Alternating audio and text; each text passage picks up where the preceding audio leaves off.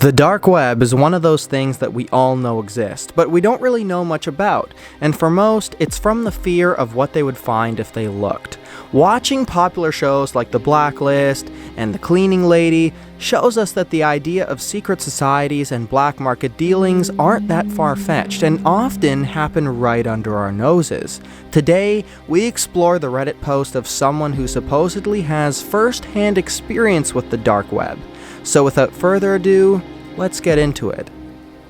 Some people have a normal job, Monday through Friday, 40 hours a week, health benefits, bonuses each year, retirement funds. Well, not me. I don't have a normal job. It's not easy doing what I do, but it pays the bills since I can't get a regular job due to my criminal record. I'm a janitor that works for the dark web, and I clean up murder rooms once the buyers are done torturing and killing the victims they paid for. I've been doing it for the past 3 years. Every time someone needs help cleaning up the bloody mess they made, I go in and clean up. I make sure there is not a single drop of blood in the room and dispose of the leftover body parts any way I could. No evidence remaining, no questions asked. In fact, I can never ask any questions. These people cannot be messed with. I just get paid to do my job and go home like nothing. It's a sick job and they pay me very well, but all that would change one night when I started to question my mortality. It was one night when they called me to do a job. It's always at the same location, which is 40 miles from where I live in a rundown warehouse. I was called to clean up a room, which really was no problem at all, but I noticed or barely caught on to something I never thought twice about. As I was cleaning the room that was covered in blood, I saw a small picture on the floor. I picked it up, and it was a picture of a little girl, probably around 14 years old. This made me think right away that this was probably the victim whose blood I was cleaning up just now. It kind of gave me an uneasy feeling inside, and for the first time kind of disturbed me just for the fact that these people are now using kids as their victims. But again, this was a job where no questions are asked. I put the picture in my pants pocket and continued cleaning. Once I was done, I packed up my things and quickly got out of the warehouse. I went inside my call and instantly I got a call. It was them. They always called private. I answered and they asked me if I was done cleaning up. I told them yes and that I had just gotten into my car. They then told me that they left the money inside my glove compartment while I was inside cleaning, and they'll probably have another job for me in the next 2 days since they have a customer who's already waiting. I knew I shouldn't have done this, but I decided to ask how old was she, referring to the victim. They hung up the call. I'm sure they were pissed just with me asking. I didn't know if I could continue doing these types of jobs anymore, but I didn't know how else I would get out of this without some possible threat to my life. I got the picture of the little girl and put it resting on the passenger side. I went home that night contemplating everything. It was the next day around 9 o'clock at night that I got a private call. I knew it was them, and I was tempted not to answer, but I did anyways. They gave me the same location again, and to be there around 4 o'clock a.m. This time, no questions asked. Juan Miguel Santos of 3905 North 16th Street. The call hung up. This was a clear threat. Just do my job and get out of there. But I decided I would need to leave town the next morning and disappear after this. I arrived at the location and saw that there was an old Grand Marquis parked outside. Usually there shouldn't be any cars but mine at the location, and got worried that maybe these people are keeping a close eye on me. I stepped outside my car and walked slowly inside, feeling more and more paranoid with each step I took. The hallways were darker than before, and I saw light come from the room I was supposed to go in. I entered inside, and my eyes couldn't believe what they had just seen. There was a girl in the middle of the room, tied up and gagged to a chair, alive. The job wasn't done yet, but then I saw the body of a man laying right on the floor next to the girl that looked to be around 16 years old. The girl began to scream at me and I started freaking out even more. I ran to the man on the floor and checked his pulse. He was gone. This was the man that was going to kill this girl, since I saw a scalpel in his right hand.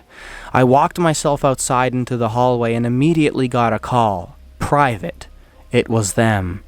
Is everything okay? They knew something was up. They also had cameras in all the hallways, but not in the rooms. They must have seen that I was nervous. Yes, everything's okay. Finish the job and get out. We'll have the money in your car. They hung up, but I knew they knew something was wrong. I went back inside the room and the girl was yelling at me to help her with the gag in her mouth. I didn't know what to do. I needed to dispose of her body, but that meant that I needed to kill her first. I looked around inside the man's bag, and he had several weapons and tools inside, presumably to use to torture the girl. I pulled out a power drill and turned it on. The girl started to scream even more, telling me to stop. She was crying her eyes out. I aimed the power drill at her face, and more tears started to flow down her cheek. And I put the power drill down. I couldn't do it. I took off her gag and asked what had happened. She told me that the man just fell on the floor and seemed like he had a heart attack. You know that I can't just let you out of here. These are dangerous people, and there are cameras everywhere inside this building. We both looked around the room. What about him? Asked the girl. I looked at the man and saw he had a hoodie. I took it off and gave it to the girl. Put this on and cover yourself and run as far as you can away from here. I'm scared. What if they find me? She said. I looked inside the man's pocket and found some car keys. They must be for the Grand Marquis that was parked outside. Here, take these keys. I think the car that's parked outside belongs to him. Whatever you do, do not go to the police. They will find you and they will kill you. Just go as far away from here as possible. Before she left, I asked for her name and she said it was Crystal and that she was 17 years old. I was scared for her. I knew they might have even been outside waiting for me to finish. Before she stepped outside, I looked around the lot to see if it was clear for her to go. There was only but 2 cars outside, and she quickly ran to the marquee. She said thank you and took off. I went back inside and quickly got my things. My phone started to ring. It was them. I ignored it and quickly ran to my vehicle. As soon as I was ready to drive off, a car approached from behind me. The car parked right behind me and 2 men in masks stepped out. Not only that, but they opened the back seat of the car and took out Crystal. They caught her. They knew everything we had done. I should have taken off. One of the men took out a gun and pointed it at me to step out of my vehicle. I stepped out and they wanted for me to go inside. They took me and Crystal into the room with the client's dead body. I knew what they were going to do to us. Crystal couldn't stop whining and moping. This is what happens when you try to be a hero. I needed to do something before we would be dead bodies right next to the one that's already on the floor. I saw that Crystal was right beside the switch to the lights. I looked at her and signaled with my eyes for her to turn them off. The moment Crystal turned off the lights, I ran towards one of the masked men. Gunshots fired as the men were yelling to turn the lights on. I grabbed the power drill that was on the floor and drilled it right into the man's chest.